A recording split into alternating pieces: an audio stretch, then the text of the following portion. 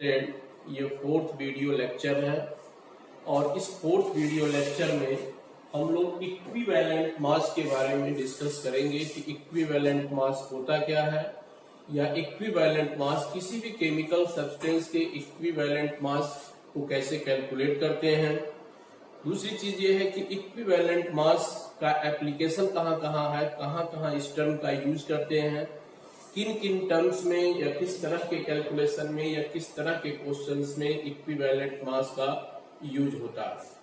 Equivalent mass जो होता है, जैसे हम लोग मोल कॉन्सेप्ट के इस चैप्टर में हम लोगों ने मोलर मास के बारे में पढ़ा है कि मोलर मास क्या होता है।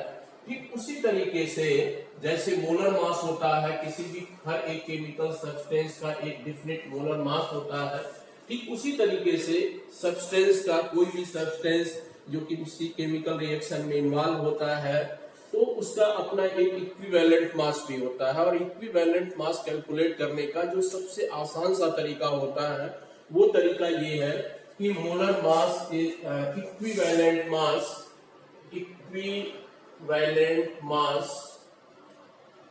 जब हम लिखते हैं तो आप ये यहां से इक्विवेलेंट मास के बारे में लिखेंगे कि equivalent mass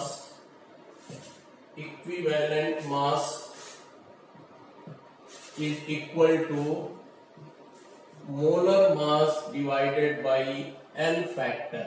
molar mass divided by m factor. अब है क्या ये कि चूंकि हमने ये कहा कि ये equivalent mass is equal to molar mass divided by n होता है, तो मोलर मास तो किसी भी सब्सटेंस का डिफिनिट होता है, बट है क्या कि n एक वेरिएबल है और n वेरिएबल है, इसलिए इसका इक्विवेलेंट मास भी वेरिएबल हो सकता है।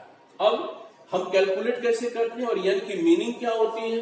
तो n का जो मीनिंग होता है कि जो जिस सब्सटेंस का ये इक्विवेलेंट मास कैलकुलेट करते हैं उसी से n से उसका उसी सब्सटेंस से n का रिलेशन होता है। अगर वो कोई एसिड है तो ये होता है कि बेसिसिटी ऑफ एसिड होता है, बेसिसिटी ऑफ एसिड। अगर वो कोई एसिड है, कोई बेस है, तो उसको हम n को कहते हैं एसिडिटी ऑफ बेस कहते हैं। अगर कोई साल्ट है तो होता है टोटल वैलेंसी ऑफ साल्ट होता है। साल्ट के केस में टोटल वैलेंसी ऑफ केटाइन और एनाइंस लिख लेते हैं। Total valency of cations in salt. अगर वो जो जिस केमिकल सब्सटेंस का इक्विवेलेंट मास हमें कैलकुलेट करना है, अगर वो सब्सटेंस किसी रिएक्शन में इन्वॉल्व होता है तो n जो होता है वो होता है total change in oxidation number और total change in number of electrons. तो ये इस तरीके से अगर कोई वो सब्सटेंस अगर कोई एलिमेंट है तो ये होता है वैलेंसी ऑफ एलिमेंट। अगर जिस सब्सटेंस का इक्विवेलेंट मास कैलकुलेट करना है, अगर वो कोई एलिमेंट है तो उस एलिमेंट की जो ये n जो फैक्टर होता है, जो यहाँ हमने n लिखा है, वो उसके वैलेंसी से रिलेटेड होता है। अब हम एक एक एग्जांपल्स लेकर के हम इसको डिस्कस करते हैं। जैसे हम यहाँ एक एग्जांपल लेते हैं, हमें NaOH का इक्विवेलेंट मास कैलकुलेट करना है, तो अगर इसका इक्विवेलेंट मास कैलकुलेट करना है तो हमें करना क्या है कि इसका मोलर मास निकालते हैं।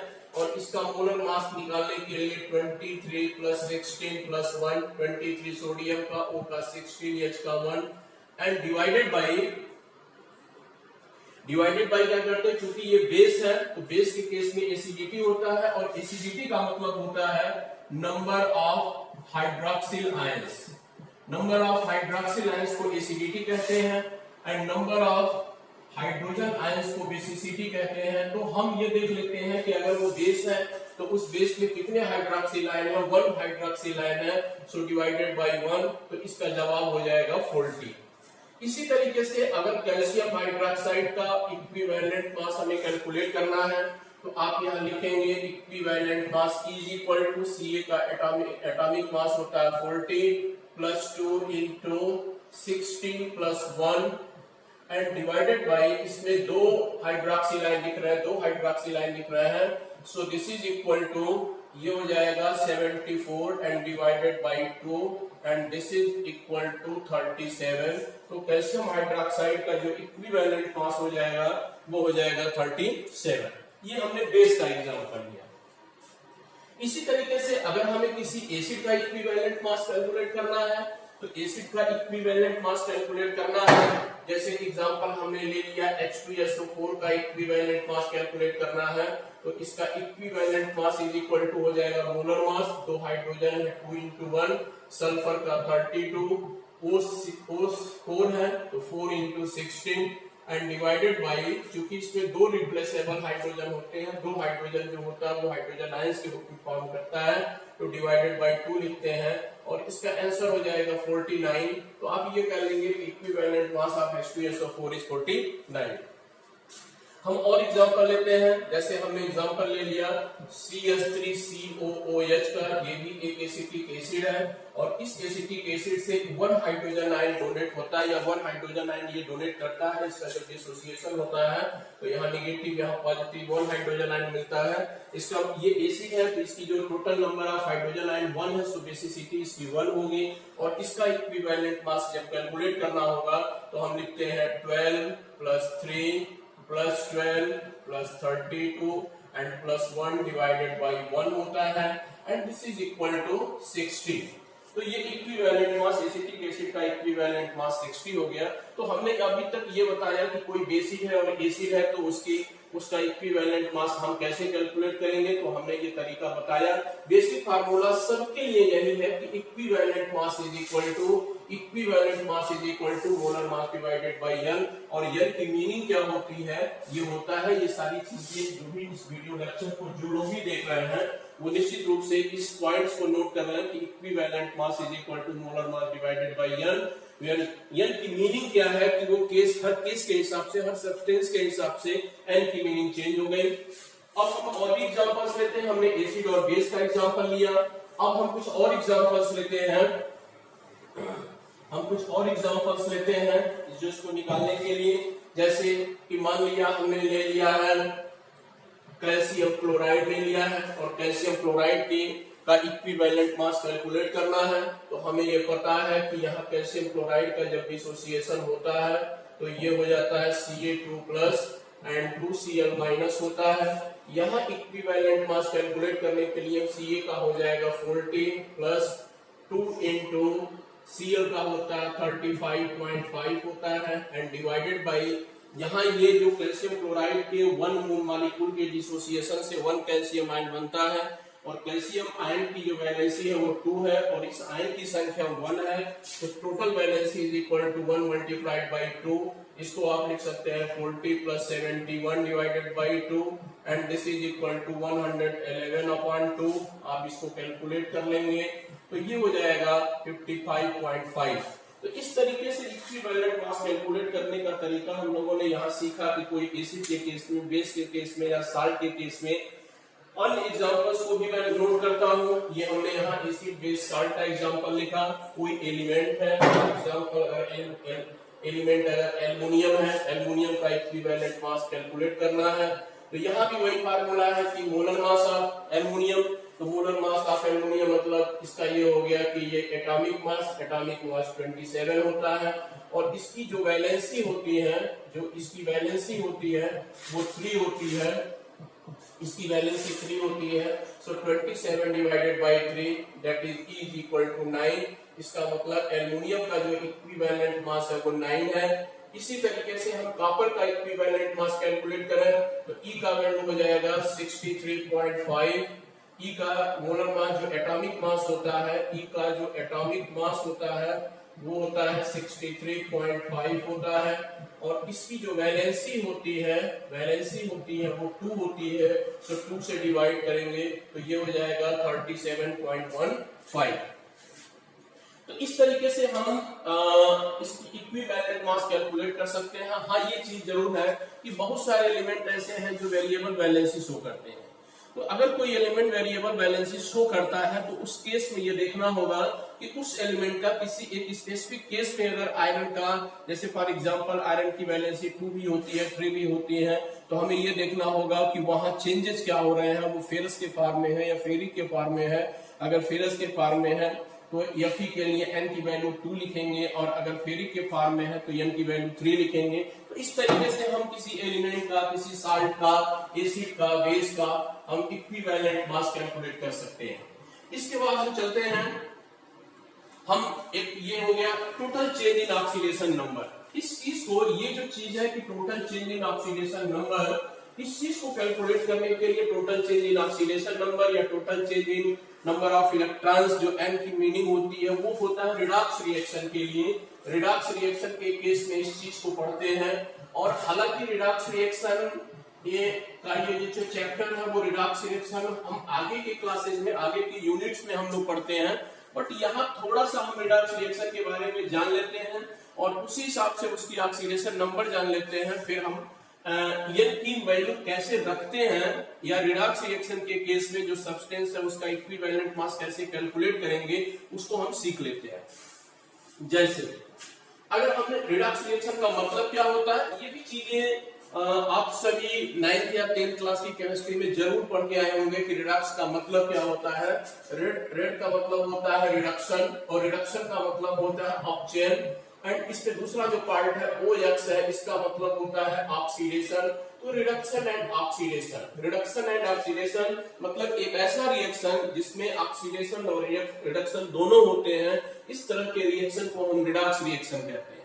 और रिडॉक्स रिएक्शन के केस में जो हमें जिस भी सब्सटेंस का इक्विवेलेंट मास कैलकुलेट करना होता है, तो इक्विवेलेंट मास कैलकुलेट करने से पहले हम उसकी ऑक्सीडेशन नंबर कैलकुलेट करते हैं, या ऑक्सीडेशन नंबर हम देखते हैं। जैसा कि मैं एक एग्जांपल लिख रहा हूँ, एक एग्जांपल मैं ये लिख रहा हूँ, हमने एग्जांपल लिखा कि MnO4 negative charge and gives MnO2। ये एक कन्वर्जन है, ये एक कन्वर्जन है। इस कन्वर्जन को हम ध्यान से देखें। मान लिया कि ये KMnO4 ना करके हमने KMnO4 लिखा, और KMnO4 का जो चेंज हो रहा है वो MnO2 में हो रहा है, और हमें KMnO4 का इक्विवेलेंट मास कैलकुलेट करना भी है, to calculate the equivalent mass of KMnO4। तो हमें करना क्या होगा, हमें करना ये है कि हमें ये देखना है कि कोई सा एलिमेंट ऐसा है जिसकी ऑक्सीडेशन नंबर चेंज हो रही है। तो आप यहाँ देखेंगे जैसे K है, ये जो होता है वो फर्स्ट ग्रुप का एलिमेंट होता है, और फर्स्ट ग्रुप के जो पीरियोडिक टेबल आप सब पढ़ के आए होंगे, जो पीरियोडिक टेबल होता है वो पीरियोडिक टेबल के पहले ग्रुप में चूंकि K होता है lithium, sodium, potassium, rubidium, lithium, sodium, potassium, तो पोटेशियम फर्स्ट ग्रुप का एलिमेंट होता है। और फर्स्ट ग्रुप के जितने भी एलिमेंट होते हैं उसमें जो चार्ज के रूप में अगर लिखा है तो उसमें चार्ज 1 होता है। इसके बाद Mn है, Mn का ऑक्सीडेशन नंबर हमें नहीं पता है। O4 है, ऑक्सीजन है, ऑक्सीजन के 4 एटम्स है।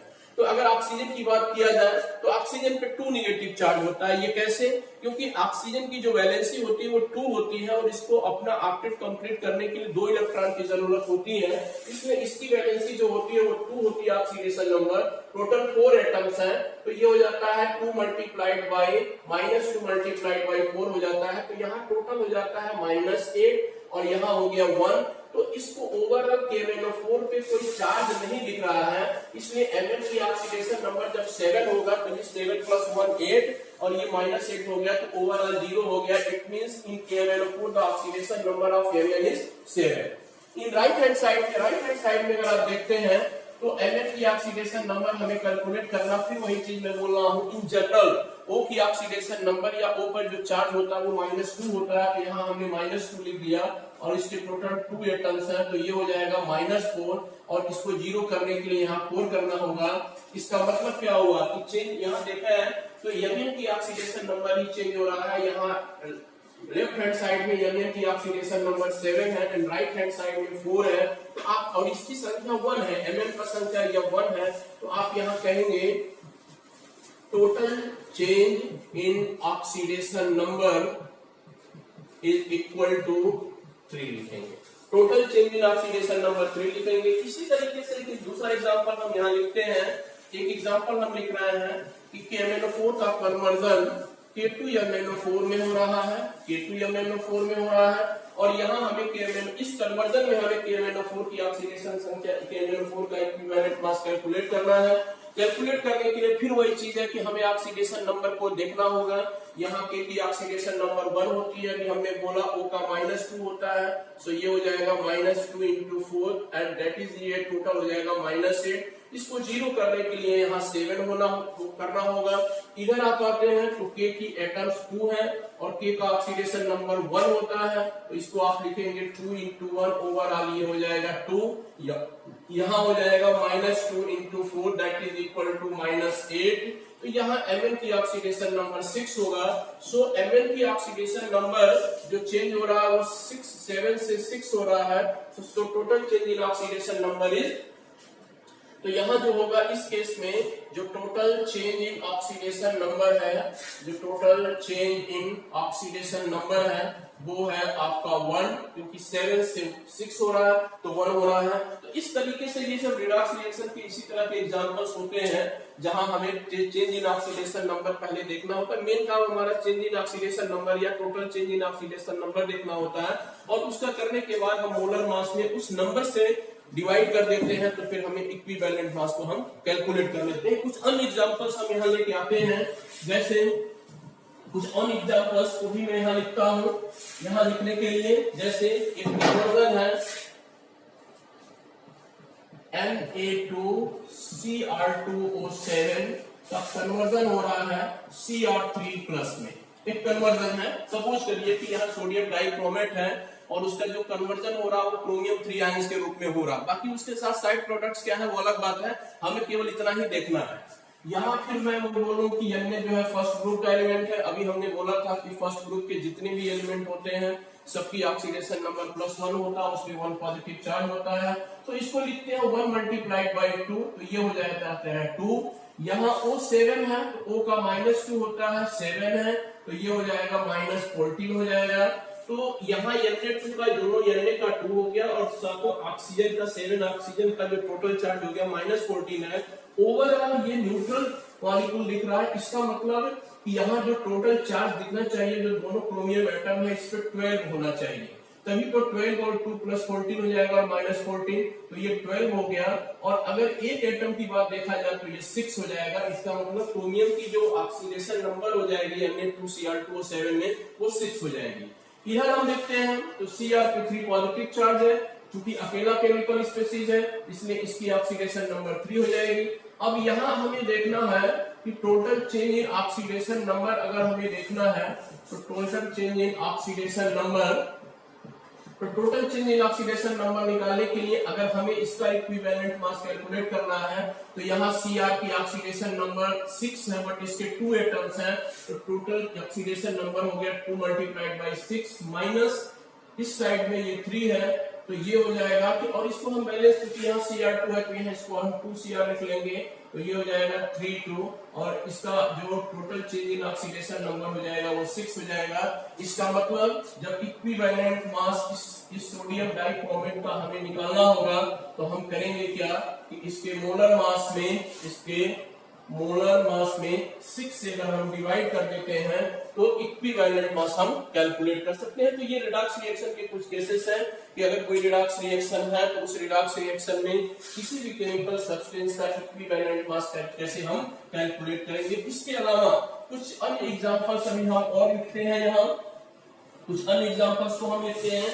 जैसे हमने एक एग्जांपल लिखा Cr2O7 2 negative charge plus 14H plus 6 electron gives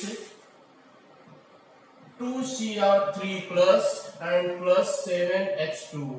ये हमने इक्वेशन लिख दिया।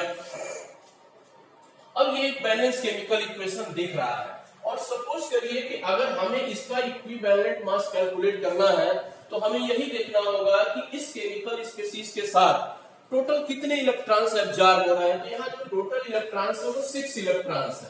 तो अगर हमें इसका इक्विवेलेंट मास कैलकुलेट करना होगा Cr2O7 2 नेगेटिव चार्ज का कैलकुलेट करना होगा तो हमें करना क्या होगा कि हमें मोलर मास में मोलर मास में 6 से हम डिवाइड कर देंगे तो ये इसका इक्विवेलेंट मास कैलकुलेट हो जाएगा। यहाँ जो मैं चीजें लिखा हुआ हूँ ये ऑलरेडी लिखा हुआ है, और इस चीज को करने के लिए हम दूसरे तरीके से भी कर सकते हैं कि यहाँ हमें इसका इक्विवेलेंट मास कैलकुलेट करना है तो मुझे क्रोमियम को देखना है, ऑक्सीजन को देखना है। मैं यहाँ बोलूँ कि ऑक्सीजन के, अभी हमने बोला कि ऑक्सीजन के -2, और ये जो -2 लिखा हुआ है ये पूरे ओवरऑल इस पे लिखा हुआ है, Cr2O7 पे ओवरऑल -2 है, तो ये हो जाएगा -14 हो जाएगा, क्योंकि -2 × 7 क्रोमियम की ऑक्सीडेशन नंबर हमें नहीं पता है। सपोज करिए कि इसकी ऑक्सीडेशन नंबर x है, तो ये हो जाएगा 2x, तो हम यहाँ से लिख सकते हैं 2x - 14 is equal to overall इस पे -2 चार्ज हो रहा है, तो आप यहाँ लिखेंगे -2, और जब ये -2 लिखेंगे तो x की जो वैल्यू आ जाएगी वो आ जाएगी, x की वैल्यू 6 आ जाएगी। इसका मतलब Cr2O7 में क्रोमियम की जो ऑक्सीडेशन नंबर है वो 6 है। इन लेफ्ट हैंड साइड में आप जब जाते हैं तो लेफ्ट हैंड साइड में यहाँ 2Cr3 लिखा है, Cr की ऑक्सीडेशन नंबर 3 है, तो आप यहाँ से, अगर यहाँ से भी आप देखें तो आप, चूंकि जो फार्मूला होता है कि N की मीनिंग होती है कि total change in oxidation number, तो यहाँ क्रोमियम की ऑक्सीडेशन नंबर 6 है, लेफ्ट हैंड साइड में 3 है, चेंज इन ऑक्सीडेशन नंबर 3 हुआ, और इस केमिकल स्पीशीज में इसके 2 एटम्स है, और अगर इसके 2 एटम्स है तो 2 × 3 करेंगे तो 6 ही आएगा।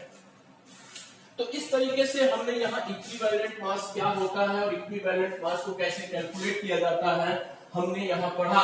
मैं एक स्पेसिफिक एग्जांपल लेता हूँ कि KMnO4 का। हमने ये बोला कि कोई ये केमिकल सब्सटेंस है, अगर वो डिफरेंट टाइप के केमिकल रिएक्शंस में अगर इन्वॉल्व होता है तो उसका इक्विवेलेंट मास भी वेरी करेगा। मोलर मास तो वेरिएबल नहीं होता, वो तो कांस्टेंट होता है किसी भी केमिकल सब्सटेंस का, बट उसका इक्विवेलेंट मास वेरी कर सकता है। वो वेरी किस हिसाब से करेगा कि किस तरह के रिडॉक्स रिएक्शन में इन्वॉल्व है, और उस रिएक्शन में वहां total change in oxidation number that is N की वैल्यू क्या आ रही है, उसके हिसाब से उसका इक्विवेलेंट मास वेरी कर सकता है। जैसे हम एक चीज लिख रहे हैं कि KMnO4 का ये अलग अलग मीडियम में एक इंपॉर्टेंट क्वेश्चन है, जब इसका कन्वर्जन KMnO4 का रिएक्शन एसिडिक मीडियम में होता है तो यहाँ जो प्रोडक्ट बनता है वो Mn+2 की स्टेट में बनता है।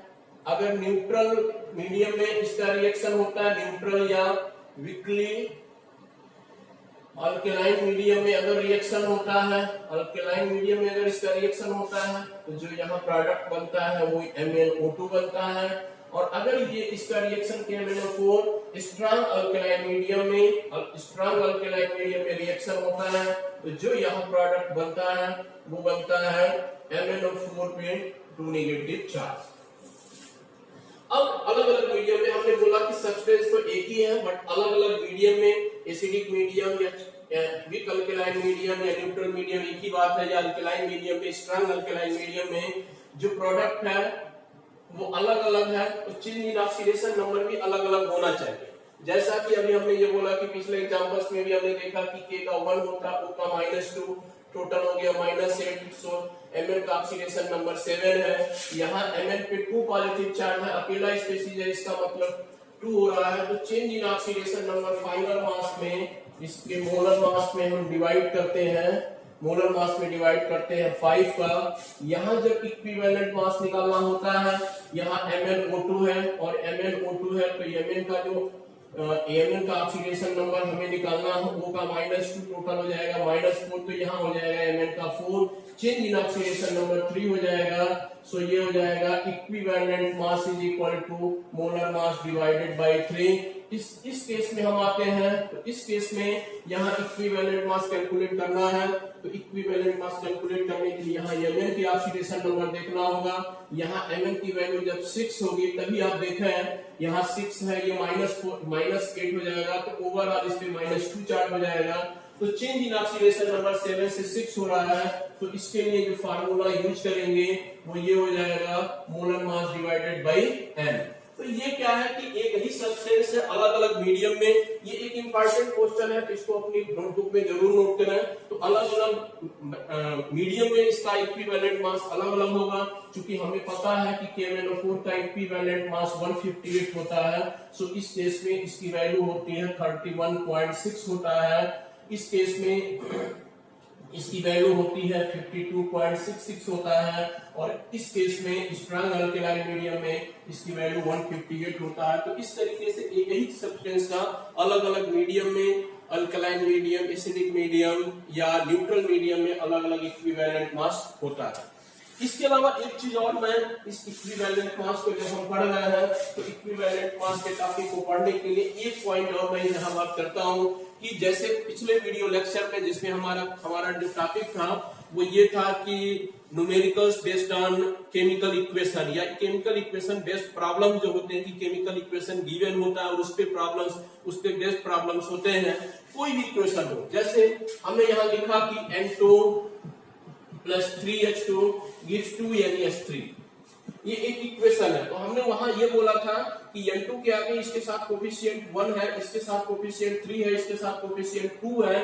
तो आप ये कहते हैं कि 1 mole of nitrogen reacts with 3 mole of hydrogen to give 2 mole of ammonia. तो ये जब आप मोल के टर्म में लिखते हैं तो उसके नंबर ऑफ मोल्स लिखते हैं, तो स्टोइकियोमेट्रिक कोफिशिएंट जो होता है उसके मोल्स को रिप्रेजेंट करता है। बट जब हम इक्विवेलेंट्स के फॉर्म में लिखते हैं तो इक्विवेलेंट्स के फॉर्म में जब हम लिखते हैं तो क्या है, उसके साथ किसी भी केमिकल रिएक्शन में तब हमें बैलेंस केमिकल इक्वेशन की जरूरत नहीं होती है। बस हमें ये पता होना चाहिए कि रिएक्टेंट्स क्या है, प्रोडक्ट्स क्या है, और उस केमिकल रिएक्शन में जितने भी केमिकल स्पीशीज होते हैं उसके स्टोइकियोमेट्रिक कोफिशिएंट से कोई मतलब नहीं है। बस हमें याद रखना है कि जितने भी केमिकल स्पीशीज होते हैं उन सभी केमिकल स्पीशीज के नंबर ऑफ इक्विवेलेंट्स हमेशा बराबर होते हैं, हमेशा एक जैसे होते हैं, उसका स्टोइकियोमेट्रिक कोफिशिएंट से कोई मतलब नहीं होता है।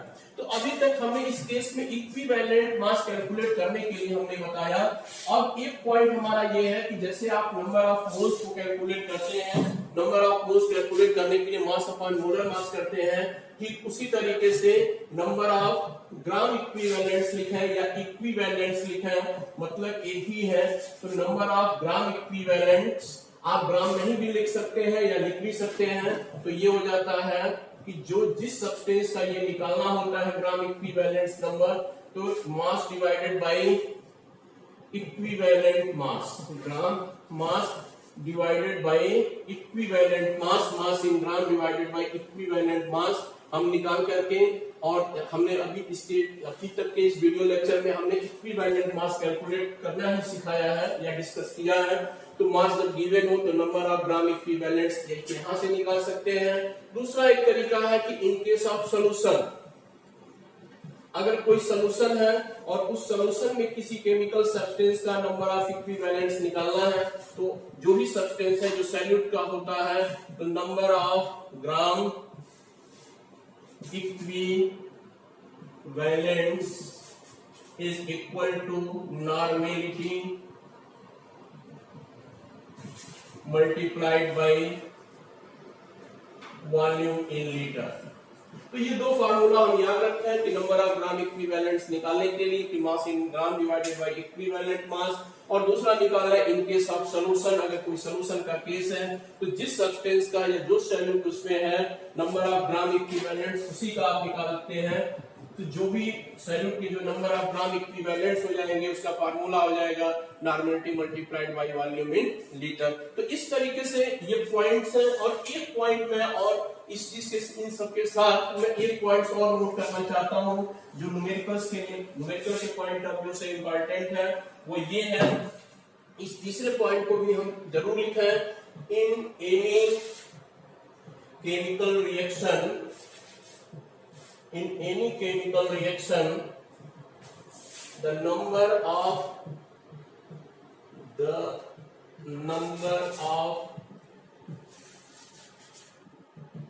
gram equivalents, the number of gram equivalents of all chemical species are equal